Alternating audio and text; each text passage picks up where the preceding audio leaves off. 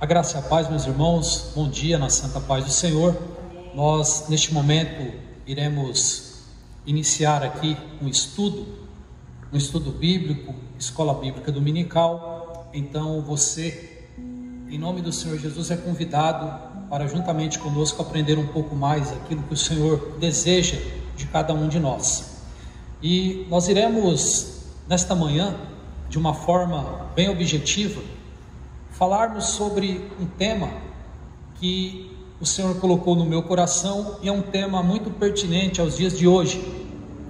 E o tema que nós iremos estudar aqui significa que nós estaremos enfrentando ao longo do tempo, já enfrentamos, e consequentemente, por servirmos a Deus, encontraremos em diversos momentos da nossa vida o tema que nós estaremos aqui tratando nesta manhã. E nós iremos falar sobre oposição. E a palavra oposição traz no seu significado o ato de opor-se contra algo ou colocar-se contrário diante de uma situação. E nós estaremos estudando o capítulo 4 do livro de Neemias. Estaremos ali fazendo algumas abordagens neste capítulo 4.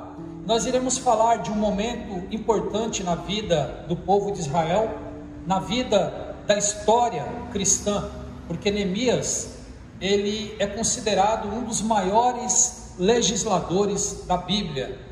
Neemias foi um governador que, certamente, nos dias de hoje, os governantes, aqueles que recebem a autoridade de estarem à frente de uma nação, à frente de qualquer ambiente, seja ele legislativo, judiciário, executivo, deveria se pautar na história de Neemias. E nós vamos neste momento abrir a nossa Bíblia no capítulo 4 de Neemias. Nós iremos ler alguns versículos para que possamos consubstanciar o que iremos aprender aqui da parte de Deus. Neemias capítulo 4, versículo 1. A palavra do Senhor, ela nos diz: tendo Sambalate ouvido que edificávamos o muro, ardeu em ira e se indignou muito e escarneceu dos judeus. Então falou na presença de seus irmãos e do exército de Samaria e disse: que fazem estes fracos judeus? Permite-se-lhes a isso? Sacrificarão? Darão cabo da obra num só dia? Renascerão? Acaso dos montões de pó e pedra que foram queimadas? Estava com ele Tobias, o amonita, e disse: ainda que edifiquemos, vindo uma raposa, derribará o seu muro de pedra. O versículo 4: ouve, ó nosso Deus, pois estamos sendo desprezados. Cai o seu opróbrio sobre a cabeça deles, e faze que seja um despojo numa terra de cativeiro. Amém. Irmãos, Neemias está diante de uma situação complicada, situação essa por conta da queda dos muros de Jerusalém. E nós aprendemos aqui ao longo do tempo na escola bíblica dominical um pouco sobre a história do povo de Israel, mais precisamente aquele momento de cativeiro babilônico.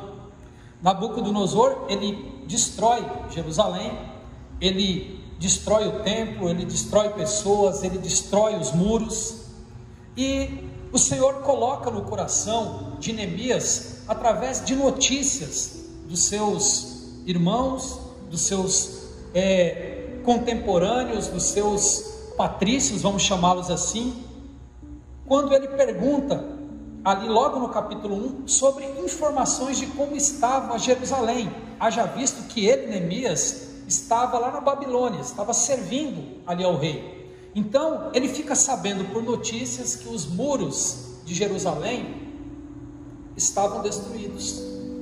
E logo aquele homem, vendo ali aquela situação de calamidade do seu povo, do seu país, ele tem o desejo de reconstruir. Ele tem o desejo de reedificar aqueles muros. E eu já começo aqui aprendendo, e também creio que você também irá concordar comigo que toda restauração, que toda reedificação, que toda reforma, ela precisa de uma atitude que começa daquele que quer promover essa restauração. Exemplo prático: se você deseja reformar a sua casa, que é sua, é você que tem que tomar a frente, é você que tem que desejar esta reconstrução, esta restauração. E foi assim que Neemias, um judeu, ele vê e ouve notícias do que estava acontecendo e automaticamente desperta dentro do coração dele um sentimento de reconstrução. Mas nós acabamos de ler aqui no versículo 1 do capítulo 4, nós acabamos de ler que Sanbalate, que era um samaritano, que estava ali em Jerusalém e que estava vendo aquela atitude de Neemias de querer reconstruir o templo, de querer, aliás, o templo não, restaurar o muro de Jerusalém, os muros de Jerusalém. Sanbalate, quando ele escuta aquilo, quando ele vê aquela predisposição de Neemias de começar a mexer com o povo, para que o povo o acompanhasse nesse desejo de reedificar aquele muro, automaticamente se levantam os opositores. E Sanbalate, Tobias e Gesem eram 3 homens que se opuseram àquela reconstrução. Nós vamos ver aqui no decorrer do estudo que eles assim se comportaram como opositores. Irmãos, quantas vezes para fazermos a obra de Deus nós temos que primeiramente lidar com os opositores, e muitas vezes nós até deixamos, melhor dizendo, que os opositores nos atrapalhem, nos impeçam de construir algo para Deus ou fazer até a obra de Deus. E nós iremos aprender aqui algumas manobras que Sanbalate, Tobias e Gesem eles usaram para tentar menosprezar, para tentar desvanecer, para tentar deixar desmotivado Neemias e o seu povo naquele momento. E nós começamos a aprender que os opositores, eles têm algumas características. Uma delas é querer ridicularizar as pessoas. E no capítulo 2, verso 19, nós vamos ver que os opositores, de fato, eles ridicularizaram Neemias. Olha o que diz o versículo 19 do capítulo 2: porém Sanbalate, o horonita, e Tobias, o servo amonita, e Gesem, o arábio, quando souberam, zombaram de nós e nos desprezaram e disseram: que é isso que fazeis? Quereis rebelar-vos contra o rei?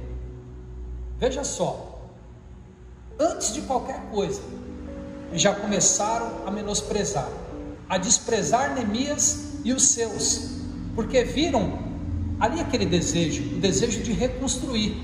E olha, vocês notem, irmãos, que eles até colocam ali como uma forma de dizer que Neemias estava querendo provocar o rei, ou seja, estava querendo se rebelar contra o rei, reerguendo os muros.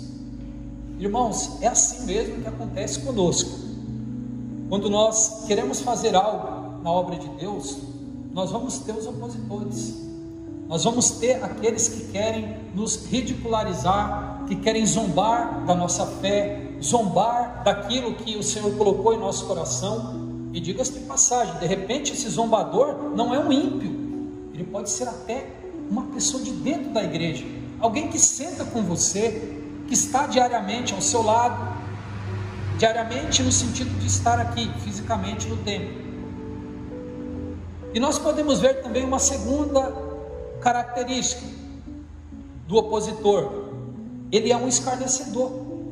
Nós vamos ali pelo versículo 1 do capítulo 4, nós podemos observar Sanbalate escarnecendo de Neemias. Olha o que diz o texto, versículo 1: tendo Sanbalate ouvido que edificávamos o muro, ardeu em ira e se indignou muito e escarneceu dos judeus. Ou seja, Sanbalate, naquele momento que vê a predisposição de Neemias, a primeira coisa que ele se preocupa em fazer era escarnecer de Neemias. E aí, irmãos, quem é que de nós, em dado momento, não teve ou não enfrentou esse momento de ser escarnecido por alguém? E vamos a um terceiro ponto que nós aprendemos aqui, que é uma característica: conspirar e criar confusão. Nós vamos ver o versículo 7 e o versículo 8 do capítulo 4, e nós vamos ver esta afirmativa. Olha só: mas ouvindo Sambalate e Tobias, os arábios, os amonitas e os asdoditas, que a reparação do muro de Jerusalém ia avante, e que já se começavam a fechar-lhe as brechas, ficaram sobremodo irados. Versículo 8: ajuntaram-se todos de comum acordo para virem atacar Jerusalém e suscitar confusão ali. Ou seja, aqueles homens, vendo que os muros estavam sendo reparados, qual foi a atitude? Vamos criar uma confusão, vamos desestabilizar aqueles homens, aquele povo que estavam empenhados em reconstruir. E quando esses três homens, Sambalate, Tobias e Gesem, eles descem para falar com o povo, eles descem ali para tentar tumultuar, a única razão disso é porque eles queriam se opor a uma reconstrução. Irmãos, um aprendizado para nós. Muitas vezes nós não podemos contar dos nossos planos para todas, ou para algumas pessoas, vamos dizer assim, para algumas pessoas. Há pessoas, irmãos nossos na fé, que são companheiros de oração, que nós contamos dos nossos planos, e nós temos ele como aliado.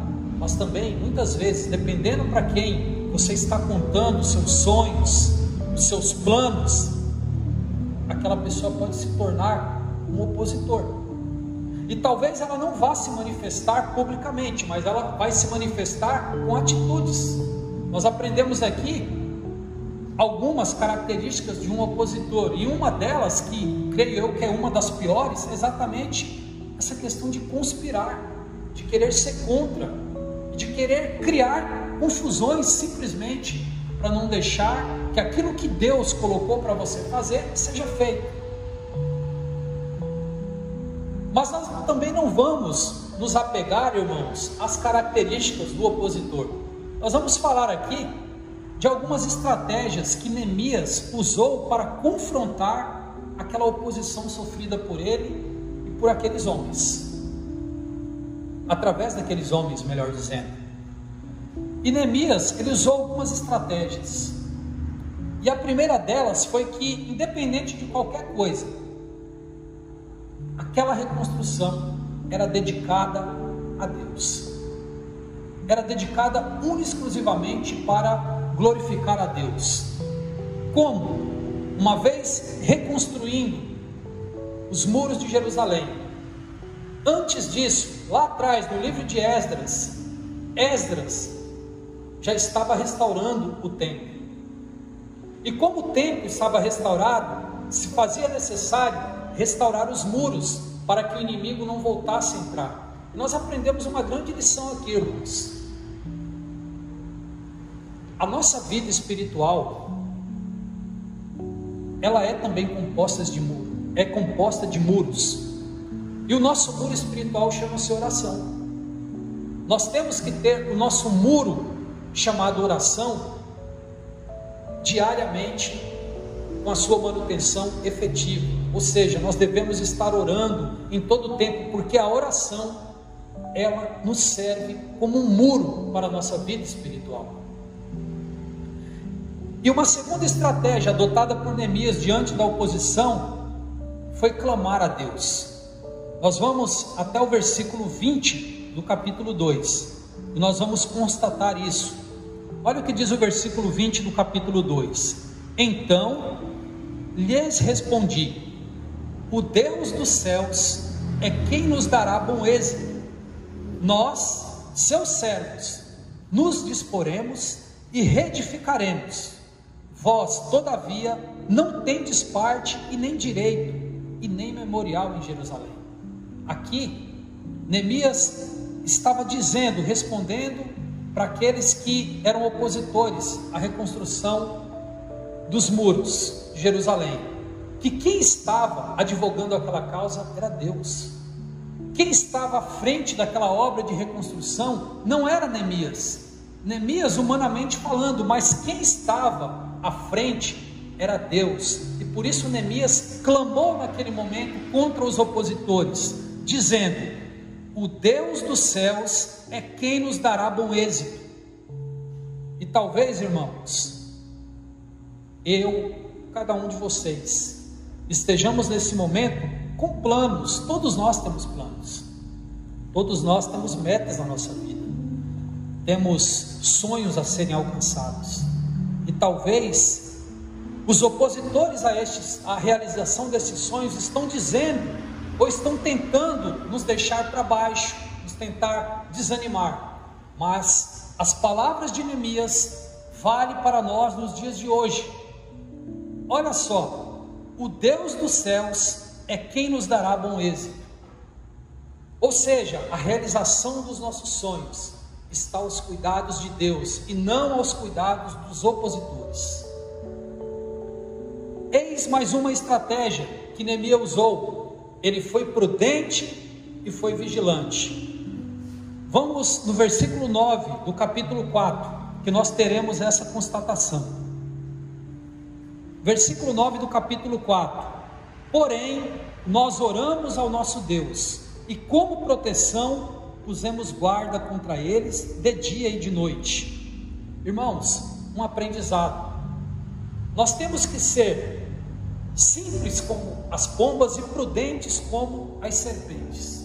Ou seja, nós iremos orar, nós iremos clamar a Deus, mas nós temos também que usar de sabedoria essa não humana. Neemias, ele não usou uma estratégia aqui humanamente falando, mas foi através da direção que Deus lhe deu para que ele pusesse guardas, conforme nós vemos aqui no versículo 9.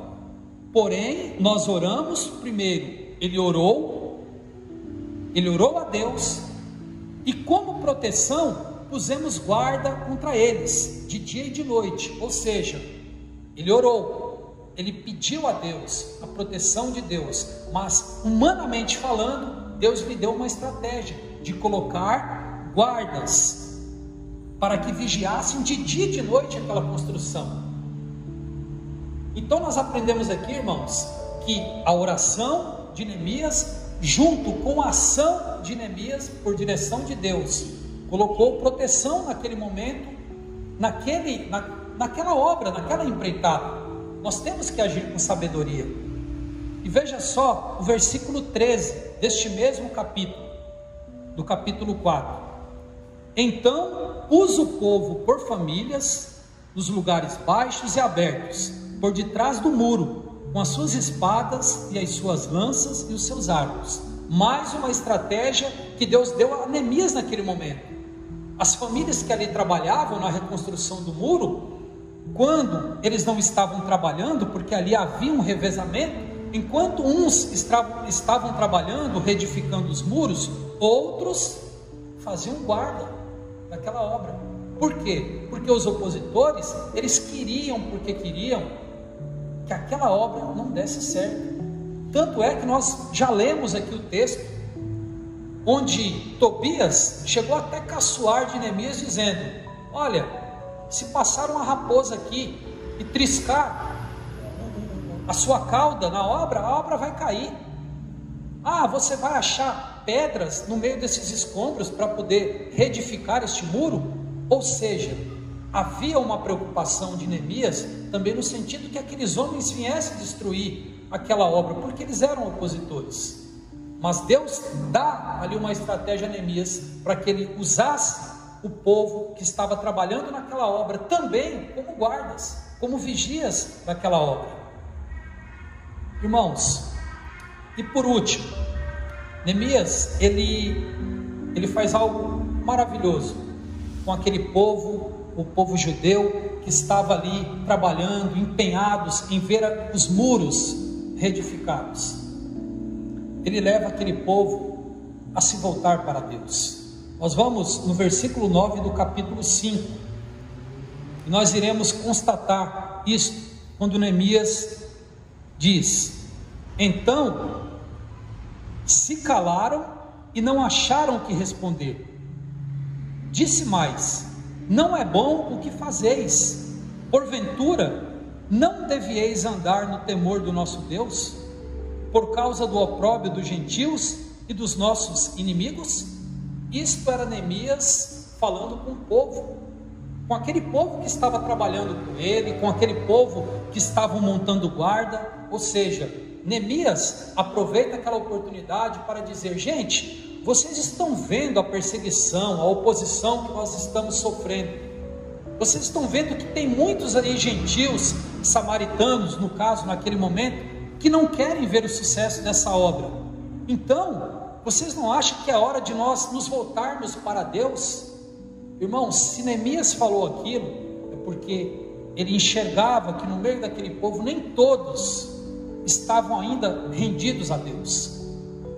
Ou seja, ele convida, olha só, ele não convida, ele adverte por meio desse convite, dizendo: porventura não devieis andar no temor do nosso Deus, por causa do opróbrio dos nossos inimigos? Ou seja, gente, voltem-se para Deus, porque o inimigo está à nossa espreita, ele quer nos frustrar, ele quer destruir aquilo que nós estamos com muito labor, com muito esforço tentando construir. E meu irmão, nós temos que vigiar, nós temos que estar em todo tempo nos revestindo de Deus. E eu gostaria de encerrar aqui esse estudo deixando para você, para mim, o texto que está lá em Efésios, no capítulo 6, a partir do versículo 10, que é muito conhecido por nós cristãos, e glórias a Deus por isso. Efésios capítulo 6, verso 10, que fala sobre uma armadura necessária que todos nós devemos tê-la. E Paulo, preocupado com os irmãos de Éfeso, ele deixou esta recomendação: quanto ao mais, sede fortalecidos no Senhor e na força do seu poder, revestivos de toda a armadura de Deus, para poderdes ficar firmes contra as ciladas do diabo, do opositor, porque a nossa luta não é contra o sangue e carne, e sim contra os principados e potestades, e contra os dominadores deste mundo tenebroso, contra as forças espirituais do mal nas regiões celestes. Irmãos, Neemias, ele não tinha uma guerra contra Sambalate, Tobias e Gesem. A briga de Neemias não era contra aqueles homens, mas era contra o mal que atuava através daqueles homens. Talvez nesse momento você estejamos passando por situações parecidas, sofrendo oposição de um e de outro, mas lembre-se de uma coisa: Paulo nos adverte dizendo: a nossa luta não é contra a carne, não é contra sangue, mas é contra o mal que está atuando na vida daqueles que permitem, que infelizmente se tornam opositores da obra de Deus, indiretamente ou inconscientemente. Mas Paulo, ele nos adverte, irmãos, para nós nos revestirmos espiritualmente da armadura de Deus. E eu gostaria de encerrar, meu irmão, deixando aqui uma frase inspirativa de Albert Einstein, que certa vez disse o seguinte: mesmo desacreditado e ignorado por todos, não posso desistir, pois para mim vencer é nunca desistir. Irmão, não desista dos seus sonhos, não desista dos projetos que o Senhor Deus tem para a sua vida. A obra de Deus é feita também de muita oposição, mas nós temos uma certeza: as portas do inferno não prevalecerão contra a igreja. Contra esse templo? Não. Contra a igreja visível, local, eu e cada um de vocês. Então, da parte de Deus, em nome do Senhor Jesus, receba ânimo, receba desejo de lutar. E se você estiver neste momento sentindo com vontade de parar, eu aqui encorajo você em nome de Jesus a prosseguir, em nome de Jesus, não em nome de uma frase motivacional, de uma palestra motivacional ou de uma mensagem motivacional, mas em nome de Cristo Jesus, eu encorajo você a prosseguir, eu encorajo você a acreditar naquilo que o Senhor Deus tem a fazer através da sua vida. Nós somos constantes promotores de reformas, a começar de nós. Todos nós temos reformas a fazer da nossa vida, temos algo a melhorar espiritualmente, como servos do Senhor, como pais, como mães, como filhos, como profissionais. Então, meu irmão, sigamos o exemplo de Neemias, que chorou, que lamentou pela situação atual dos muros derrubados, mas não se conformou com isso, muito pelo contrário, ele desejou reconstruir, e Deus o capacitou. E a Bíblia diz que os muros de Jerusalém foram reconstruídos em exatamente 52 dias. Em 52 dias, tudo aquilo que estava em forma de escombro foi erguido novamente, com muito esforço. Não foi nada miraculoso, sobrenatural. Foi um milagre, sim, mas decorrente da obediência e do coração de Neemias. Que Deus em Cristo Jesus nos abençoe, meus irmãos, e nos ajude a sermos um pouco mais parecidos com Cristo. Em nome de Jesus, nós agradecemos a oportunidade e pedimos que o nosso Deus nos encoraje em todo o tempo. Deus abençoe em Cristo.